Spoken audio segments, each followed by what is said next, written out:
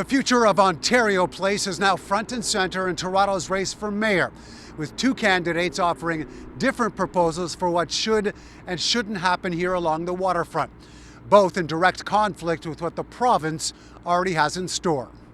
I would support relocating the Science Centre to Ontario Place.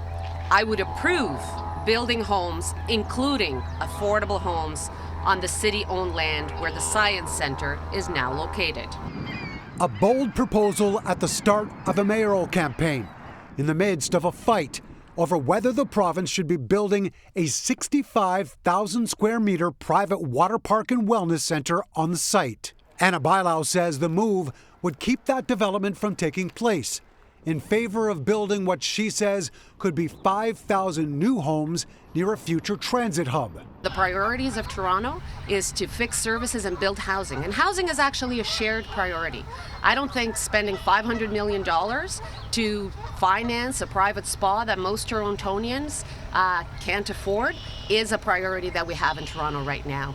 In response to the proposals, Ontario's Minister of Infrastructure released a statement saying the government has been working with the Ontario Science Centre to explore including science-related tourism and educational programming as part of our vision to bring Ontario Place back to life. While that work is ongoing, we're glad that Ms. Bylaw agrees and look forward to the support of all mayor candidates as we redevelop this important provincial asset. Fellow candidate Josh Matlow took a hard stance with his own announcement, though, saying that he would keep 16 acres of city-owned property from being sold for the purpose of the project.